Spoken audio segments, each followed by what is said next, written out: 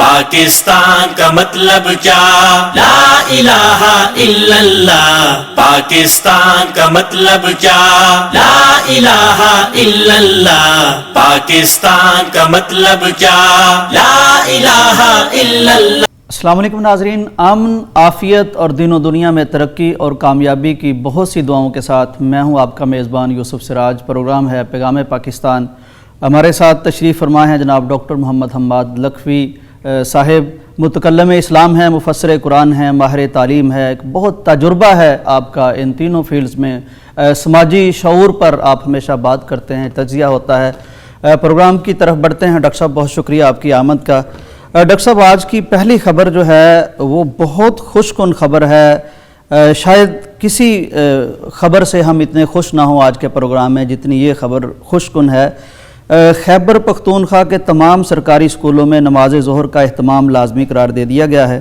تمام school heads کو نماز ظہر کے وقفہ کے لیے وقت مقرر کرنا ہے اپنے اپنے شیڈول اور حساب کے مطابق. وزیر تعلیم شہرام خان ترکئی کے مطابق یہ پورے اسکولز میں اس کا آرڈر اور آرڈیننس جو بھی مطلب اس کے لفظ ہم پراپر یوز کریں وہ کر دیا گیا ہے. تو میں خوش اس لیے ہوں ڈاکٹر صاحب کہ یہ ایک نماز ہمیں ہمیشہ بتایا گیا ہے کہ اس کی بہت اہمیت ہے. تو بینگ اے اسکالر آپ مطلب یہاں دو اتشا چیز ہو رہی ہے کہ آپ اسلامک اسکالر بھی ہیں اور ماہر تعلیم بھی ہیں. تو نماز کی اہمیت کیا ہے اور خاص طور پر یہ جو ارلی ایج ہے، اسکول ایج ہے، اس میں نماز پڑھانے اور سکھانے کا یہ جو اہتمام ہے اس کے اثرات کیا ہیں؟ بسم اللہ الرحمن الرحیم. دیکھیں، نماز کی اہمیت سے انکار کیسے ممکن ہے، اور یہ بہت خوش کن اور اچھی خبر واقعی آپ نے بتایا. لیکن اصل میں ہم پاکستان کے معاشرے میں جہاں ہم رہ رہے ہیں سب کے لیے یہ خوش کن خبر نہیں ہے. بہت سارے لوگ ایسے ہیں جن کا خیال یہ ہے کہ علماء کرام اسلام کے صرف اس پہلو کو اجاگر کرتے ہیں جس کا تعلق حقوق اللہ سے ہے. تو ان کو تو اور زیادہ تقویت ملے گی ان کے اپنے نقطہ نظر میں کہ نماز جو ہے چونکہ حقوق اللہ میں سے ہے، لہٰذا اگر اس کا اہتمام، پہلے تو ان کو گلہ ہے صرف مدارس سے اور علماء کرام سے کہ وہ نماز اور روزہ اور حج اور زکوٰۃ جو حقوق اللہ اس پہ بات کرتے ہیں، اور وہ اپنے تئیں دین کو دو حصوں میں تقسیم کر کے کہ حقوق اللہ الگ ہیں اور حقوق العباد الگ ہیں. تو ان کا خیال یہ ہے کہ حقوق العباد پر کم توجہ دی جاتی ہے اور حقوق اللہ پر زیادہ توجہ دی جاتی ہے. لہذا ان کے ہاں ایک شکوے کی ایک اپرچونٹی ہے، ایک موقع ہے جو ہم عام طور پر دیکھتے رہتے ہیں. لہذا جب ہم خوش کن خبر کہتے ہیں تو اس میں ہم تمام عوام پاکستان کو شامل ہونا چاہیے اس خوشی میں، لیکن بدقسمتی سے سب لوگ اس میں شامل نہیں ہوتے. ان کے لیے میری گزارش یہ ہے کہ حقوق اللہ اور حقوق العباد اپنی معنویت اور مقصدیت کے اعتبار سے دو چیزیں نہیں ہیں، ایک ہی ہیں. یہ ایک ہی چیز ہے. حقوق اللہ سے بھی مقصد اللہ کو راضی کرنا ہے، اور حقوق العباد سے بھی مقصد اللہ کو راضی وہ بھی اللہ نے فرض کیے ہیں. اس لیے جب معنویت اور مقصدیت میں کوئی فرق نہیں ہے تو حقوق اللہ نافذ ہو رہے ہوں یا حقوق العباد نافذ ہو رہے ہوں، دونوں دین ایک کمپلیٹ پیکیج ہے، اور اس پیکیج میں پک اینڈ چوز نہیں ہے. آپ یہ نہیں کر سکتے کہ آپ حقوق اللہ پہ بات کریں حقوق العباد پہ نہ کریں، یا حقوق العباد پہ بات کریں حقوق اللہ پہ نہ کریں. تو یہ نماز چونکہ دین کا ستون ہے اور یہ بنیاد ہے، اور آپ یوں کہہ لیجئے کہ نماز جو ہے یہ صرف حقوق اللہ کی بنیاد نہیں ہے، یہ حقوق العباد کی بنیاد بھی ہے، کیونکہ حقوق اللہ اور حقوق العباد کے اندر کوئی فرق نہیں. لہذا ان کی تسلی کے لیے جن کو ایسا ہی کوئی یعنی اس خبر سے کسی پریشانی کا یا پریشانی لاحق ہونے کا امکان ہو، ان کے لیے، ان کی تسلی کے لیے کہ حقوق اللہ اور حقوق العباد میں کوئی فرق نہیں. رہ گئی بات یہ کہ یہ نماز کا حکم اور نماز کے لیے ایک پورے صوبے کے اندر آرڈر دے دینا، اللہ تعالیٰ ان کو جزائے خیر دے، ان وہاں کی حکومت کو بھی، اور واقعی بہت اچھا اقدام ہے. حقیقت بات یہ ہے کہ اسلامی جمہوریہ پاکستان میں یہ جب ہم لوگ اسکولوں میں پڑھتے تھے تو مجھے تو یہ یاد ہے کہ اسکولوں میں نماز کا اہتمام ہوا کرتا تھا. یہ بس اب آ کے پتہ نہیں کیا ہو گیا ہے کہ نماز کا اہتمام لوگوں نے چھوڑ دیا ہے. وگرنہ جو ہمارے گویا ہمارے 73 کے آئین کو آپ لے لیں، ہماری آئین پاکستان کو لے لیں، یا آپ قرارداد مقاصد کو لے لیں، یا پاکستان کی جو بھی بنیاد ہے جس کو ہم کلمہ طیبہ کہتے ہیں، پاکستان کا مطلب کیا، لا الہ الا اللہ. تو اس ملک کے ہر تعلیمی ادارے میں نماز جو کہ دین کی بنیاد ہے اس کا اہتمام ہونا ضروری ہے. اچنبے کی بات یہ نہیں ہونی چاہیے کہ نماز کا اہتمام ہو رہا ہے، اچنبے کی بات یہ ہونی چاہیے کہ نماز کا اہتمام کیوں نہیں ہو رہا، اب تک کیوں نہیں ہوا، اب تک کیوں نہیں ہوا تھا۔ تو میرے خیال میں شروع میں ہوتا رہا ہے، ہم جب لب پہ آتی ہے دعا بن کے تمنا میری جیسی اسمبلی میں دعائیں پڑھتے تھے، اور تب نماز کا اہتمام بھی ہوا کرتا بالکل تھا، دہرائی جاتی تھی اسمبلی میں اور تاکہ بچے اسمبلی یاد میں کر لیں۔ ہاں یہ بھی دہرائی جاتی تھی، اور نماز کا ساتھ اہتمام بھی کیا جاتا تھا، اور اس میں میں یہ سمجھتا ہوں کہ اگر آج دوبارہ سے ہم نے یہ شروع کر لیا ہے اور کسی ایک صوبے نے اس کا اعلان کیا ہے تو واقعتاً خوش کن خبر بھی ہے اور بہت امید افزا بھی ہے کہ انشاءاللہ مستقبل میں تمام صوبے اس کا اہتمام کریں گے، اور ملک پاکستان ایک دفعہ پھر اپنی انہی بنیادوں کی طرف واپس لوٹ رہا ہے جو اسلامی جمہوریہ پاکستان کے ڈاکٹر صاحب آئین آپ کا نے نا تقاضا ہے۔ بہت اچھا کیا کہ وہ چیز واضح کر دی کہ دو طرح کی سوچ ہو سکتی ہے اس میں، کچھ لوگ کسی بھی طرح سے اس کو اچھا سمجھیں گے، کچھ لوگ شاید تنقید کریں گے۔ ان سب کے لیے کہ ہم کیوں خوش ہیں یا نماز کا اہتمام کیوں کیا گیا، میں چاہتا ہوں کہ اس کی تھوڑی سی اب تفصیل بھی بیان کر دیں، نماز کی اہمیت پہ اتنا زور کیوں دیا گیا، کیوں اس کو ہم کہہ رہے ہیں دیکھیں بڑی بات خوش یہ کن ہے بات کہ اگر ہم مسلمان ہیں، اور یقیناً ہم مسلمان، اللہ کا شکر ہے ہمارا دعویٰ ہے، الحمدللہ بے شک، تو اسلام جو ہے اس کی ایک انتہا ہے اور ایک باٹم لائن ہے، ٹھیک، اس کے درمیان اسلام ہے۔ اور ہم عام طور پہ سمجھتے ہیں کہ نماز پڑھنا شاید ایک دین کا عمل ہے، یہ دین کے اعمال میں سے یقیناً ہے، لیکن یہ دین کی باٹم لائن ہے۔ جس شخص نے نماز چھوڑ دی ہے نا، اس کا دین کے ساتھ کوئی تعلق نہیں ہے۔ نبی اکرم صلی اللہ علیہ وآلہ وسلم کا یہ فرمان، بلکہ بہت سارے فرامین ہیں، جس شخص نے نماز جان بوجھ کے چھوڑی فقط کافر، اس نے کفر کیا۔ کیا مطلب؟ اسلام کے ساتھ اس کا تعلق نہیں رہا۔ بین العبد والکفر ترک الصلاۃ، بندے اور کفر کے درمیان نماز کا چھوڑنا ہے۔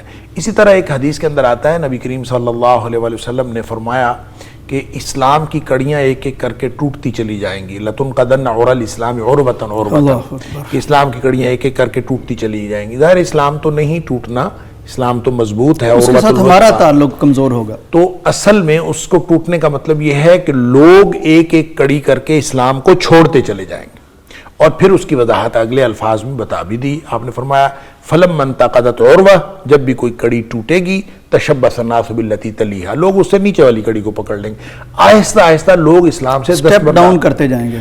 دستبرداری ہے جی اسلام سے، ہم اسلام کو اون کرنا چھوڑ رہے ہیں، ڈس اون کر رہے ہیں، آہستہ آہستہ دستبرداری، کوئی بات نہیں، یہ بھی خیر ہے، یہ بھی خیر ہے، کرتے کرتے کرتے کرتے ہم نیچے جا رہے ہیں۔ نبی کریم صلی اللہ علیہ وسلم نے یہ فرمایا کہ آپ نے فرمایا اولہن نقضاً الحکم وآخرہن الصلاۃ، سب سے پہلی کڑی جو ٹوٹے گی اسلام کی وہ یہ کہ معاشرے میں قانون غیر اللہ کا آ جائے گا، اور آخری کڑی جو ٹوٹے گی دین کی وہ الصلاۃ، وہ نماز ہے۔ اس کا مطلب یہ ہوا کہ جو شخص 5 وقت نماز پڑھتا ہے وہ ادنا ترین مسلمان ہے، اور ہم وہ سمجھتے کنارے ہیں- پہ کھڑا ہے، اور کنارے پہ کھڑا ہے۔ ہم سمجھتے ہیں کہ جو 5 آج ڈیٹیریشن کا اور دستبرداری کا اور دین کو ڈس اون کرنے کا آپ انتہا دیکھیں کہ آج کے دور میں جو 5 وقت نماز پڑھتا ہے ہم سمجھتے ہیں وہ بہترین مسلمان ہے، کامل ترین مسلم۔ حالانکہ وہ باٹم لائن پہ کھڑا ہے، وہ تو 5 وقت حاضری لگواتا ہے کہ اللہ میں تیرے غلاموں میں اس کی فہرست میں شامل رہوں، اور جب وہ حاضری بھی ختم ہو گئی تو اس کا مطلب یہ ہے کہ اس کا نام سٹک آف ہو جائے گا۔ ڈاکٹر صاحب یعنی ہم اس شخص کی بات کر رہے ہیں جو صرف نماز پڑھ رہا ہے،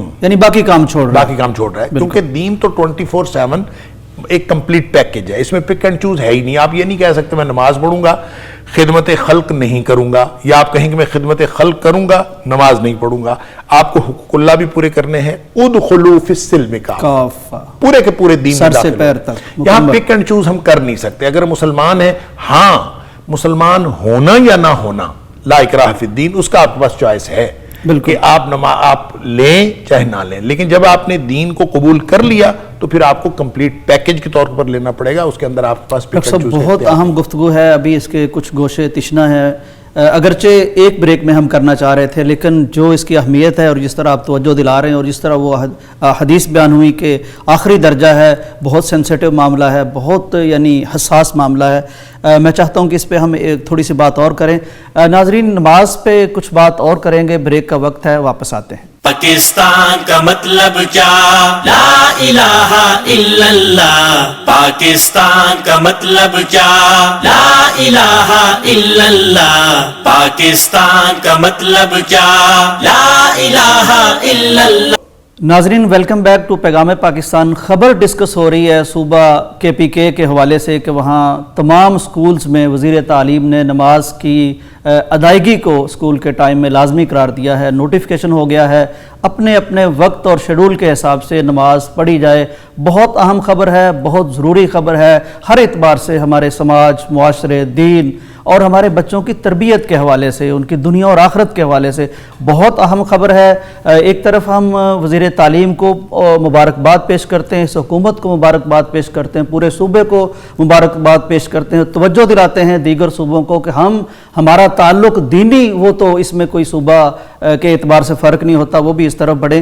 अहमियत इसकी क्या है उस पर हम बात कर रहे हैं। डॉक्टर साहब, बात अहमियत की तो हो गई, अब एक जो इसका पहलू है कि बच्चों की तरबियत नमाज के लिए करना, मैं चाहता हूँ उस पर भी कुछ बताएं आप कि ये इस एज में नमाज की तरफ ले जाना, क्या ये इस्लाम इसको भी इंडोर्स करता है, हुक्म देता है? देखिए, असल में पूरा दीन जो है ना, उसकी पहली अमली बुनियाद नमाज है।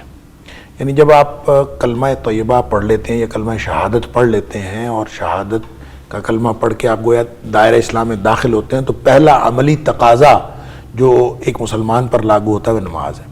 अच्छा, ये इब्तिदा भी है, ये इंतहा भी है, क्योंकि ये पूरी ज़िंदगी इसके गिर्द घूमती है। वाअबुद रब्बका हत्ता यातियकल यकीन, अल्लाह की बंदगी करते रहो जब तक तुम्हें मौत नहीं आती, मौत तक लगे रहो। अब इसका मतलब ये है कि ये इब्तिदा से इंतहा तक, ये इब्तिदा इस एतबार से भी है कि आपने शुरू में बच्चों को तरबियत देनी है तो नमाज की देनी है। नबी करीम सल्लल्लाहु अलैहि वसल्लम ने फरमाया 7 साल का बच्चा, चूँकि 7 साल का बच्चा सीखने के काबिल होता है, तो आपने फरमाया 7 साल का बच्चा जो है उसको नमाज का हुक्म दें, और जो 10 साल का बच्चा है उसको अगर वो नमाज नहीं पढ़ता तो फजरिबूहु, सरजनश करें उसको सरजनश करें और उसको सख्ती से उसको पढ़ाएं। अब इसका मतलब ये है कि ये चूँकि पूरी ज़िंदगी इंसान की, उसका एक डिसिप्लिन, इसके जितने माशरती फ़ायदे हैं, जो समाजी फ़ायदे हैं, जो इसका रूहानियत के साथ जो इसका ताल्लुक़ है, जो इंसान को ज़ाती फ़वाइद के एतबार से, यानी जो इंसान की ज़रूरियात हैं, इंसान की परेशानियां हैं। नबी करीम सल्लल्लाहु अलैहि वसल्लम के बारे में सहाबी कहता है कि जब भी उनको कोई इंतहाई अहम मसला दरपेश होता था, कभी कोई परेशानी होती थी, इज़ा हज़बहु अम्रुन सल्ला, जब भी नबी करीम सल्लल्लाहु अलैहि वसल्लम को कोई परेशानी होती थी तो आप नमाज पढ़ते थे। तो ये चूँकि इसका ताल्लुक़ पूरी ज़िंदगी के साथ है और ज़िंदगी के भी हर पहलू के साथ है, वो समाजी हो, वो ज़ाती हो, वो इज्तिमाई हो, या फिर उसका ताल्लुक रूहानी ज़िंदगी के साथ और नफ्सियाती ज़िंदगी के साथ हो। क्योंकि हर चीज़ के साथ इसका ताल्लुक है, इसलिए बच्चों को सिखाना और बच्चों से लेकर, इसके बचपने की उम्र से लेकर इसको सिखा के नमाज का पाबंद बनाना, ताकि वो सारी ज़िंदगी इस नमाज की पाबंदी पर लगा रहे, हो जाए। और वो जो कामयाबी है, देखें मुअज्जिन कहता है हय्या अलल फलाह, सुभान अल्लाह। अब सारी ज़िंदगी बच्चे कामयाबी के लिए पढ़ते हैं, कामयाबी के लिए डिग्रियां लेते हैं, कामयाबी के लिए कोशिश कर रहे हैं, और जब मुअज्जिन कामयाबी की पुकार कहीं और से आ रही है, कामयाबी की पुकार मस्जिद से आ रही, हय्या अलल फलाह, और वो कोई नहीं सिखा रहा कि जब वो हय्या अलल फलाह, इवन हमारे बच्चों को माना भी नहीं आता कि जब वो हय्या अलल फलाह कह रहा है तो उसका माना क्या है, उसका मतलब है कामयाबी की तरफ आओ। सुभान अल्लाह। तो जिसने कामयाबी लेनी है वो तो नमाज की तरफ जाए। तो ये बच्चों को अगर इब्तिदा से ही सिखा दिया जाए तो नबी करीम सल्लल्लाहु अलैहि वसल्लम से बड़ा माहिर नफ्सियात कोई नहीं, नबी करीम सल्लल्लाहु अलैहि वसल्लम से बड़ा तरबियत का माहिर कोई नहीं। डॉक्टर साहब, मेरे जहन में अभी बात आई कि एक तरफ फजरिबू के लफ्ज़ है अरबिक में, ज़ाहिर है कुछ लोग आज के दौर में इससे परेशान हो सकते हैं कि बच्चों को मारने की बात की जा रही है। अच्छा, मैं देख रहा हूँ कि वही नबी मुकर्रम, नबी मेहरबान, नबी शफीक जो एक बच्चे के लिए नमाज सजदा तवील कर लेते हैं, मिंबर से उठ के पकड़ लेते हैं, यानी बच्चों से शफकत और मोहब्बत का ऐसा आलम, वही नबी अगर कह रहे हैं कि भाई बच्चों को ये सिखाने में अगर कुछ सख्ती करनी पड़े तो करें, इससे अंदाज़ा होता है कितनी अहम बात है। अच्छा, उस पर जो है ना कुछ लोगों ने इसकी तावील की है। वो कहते हैं फदरिबू हो का माना लाजमी नहीं है कि सरजनश हो, इसका माना उंगली पकड़ के ले जाना भी होता है। ठीक है, ज़ारा बैयादरूबी को मतलब चलना भी है ना, तो इसका मतलब यह है कि आप उसको उंगली पकड़ के ले जाएं, हाथ जो पकड़ के ले जाएं। इख्तियार करना पड़ता है करें। अब देखें, अगर आप इसका ये तर्जमा भी करें, अगर कोई तावील करे भी, तो वैसे तो कोई जरूरत नहीं तावील करने की, अगर तावील कोई करे भी तो बात तो फिर ताकीद की आ गई, बात तो फिर नमाज पढ़ाने की तरफ, नमाज छोड़े हुए आप बर्दाश्त नहीं कर सकते बच्चों। डॉक्टर साहब, एक और पहलू मेरे ज़हन में आ रहा है, یہ واقعہ ہم بہت بیان کرتے ہیں خصوصاً حج کے کنٹیکسٹ میں، اماں ہاجرہ کے حوالے سے کہ وہ ابراہیم علیہ السلام وہاں چھوڑ آئے، بے آب و گیا وادی تھی، مشکیزہ پانی کا تھا، تھوڑی سی کھجوریں تھیں، بچہ تڑپ رہا تھا، بلک رہا تھا، یہ سارا واقعہ۔ لیکن ڈاکٹر صاحب آپ قرآن کے اسکالر ہیں، وہاں مطلب ہم جب پڑھتے ہیں ربنا لیقیموا الصلاۃ کی، یہ ساری ایفرٹ میں اس لیے کر رہا ہوں، بیگم بھی چھوڑی، بچہ بھی چھوڑا، تاکہ نمازی بن جائیں۔ اچھا، اس میں ایک بڑی خوبصورت بات ہے کہ یہ والی جو دعا ہے حضرت ابراہیم علیہ السلام کی، ربنا انی اسکنت، کہ اللہ میں اپنی اولاد کو جو ہے، الا بیتک المحرم، اولاد کیا تھی؟ اسماعیل علیہ السلام، ایک ہی بچہ تھا، ایک ہی بچہ تھا، تو میں اس کو چھوڑ کے جا رہا ہوں بواد غیر ذی زرع عند بیتک المحرم، کہ تیرے عزت والے گھر کے پاس میں چھوڑ کے جا رہا ہوں۔ اب گھر اس وقت تعمیر نہیں ہوا تھا، ابھی ٹیلا ہی تھا اس وقت، بالکل وہ بعد میں ہوا۔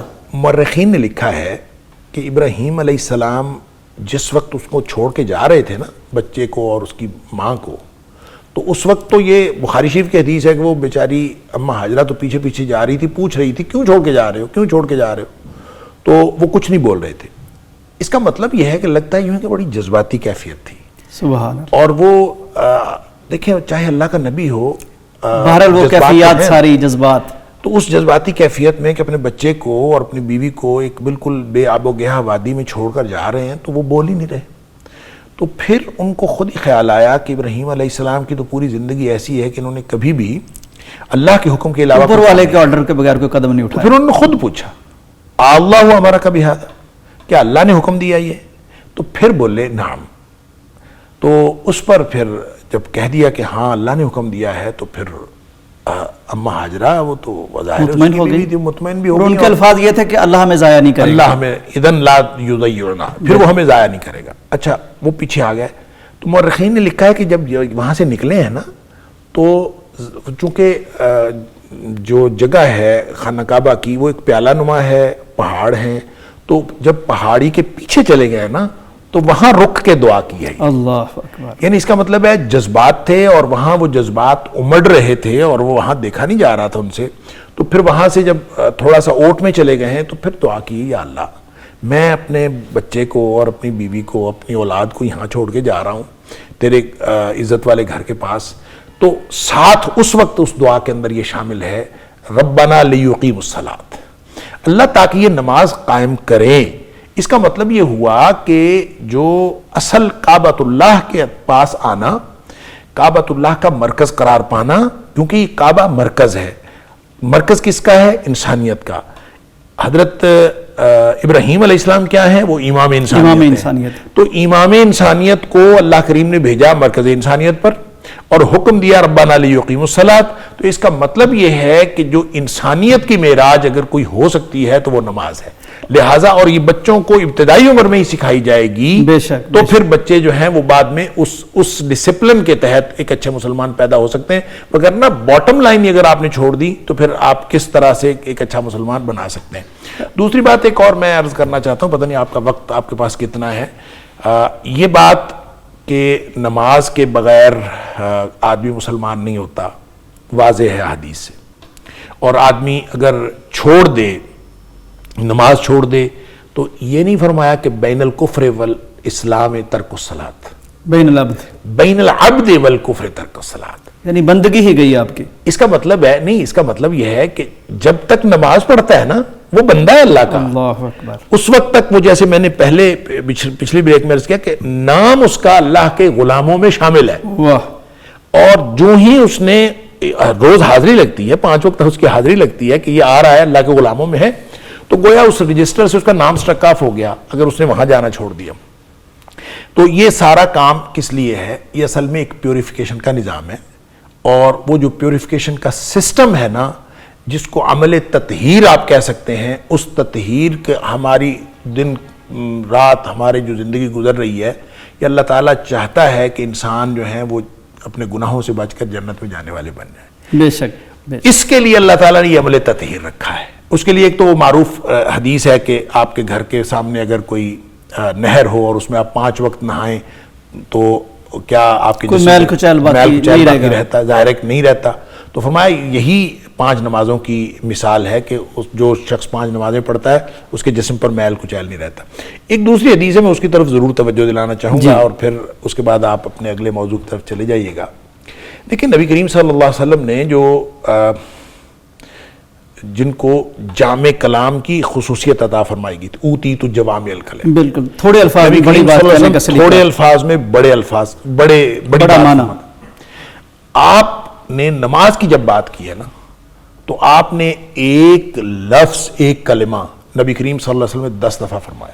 اللہ اکبر، اہمیت اجاگر کرنے کے لیے آپ نے فرمایا تحترقون تحترقون، اللہ اکبر، جل رہے ہو تم لوگ جل رہے ہو، تم لوگ گناہوں کی بھٹی میں جل رہے ہو اور جل رہے ہوتے ہو اور جلتے چلے جاتے ہو. اللہ اکبر. حتی اذا صلیتم الفجر، آگے فجر کی نماز آ جاتی ہے، غسلتھا، وہ اس کو دھو ڈالتی ہے.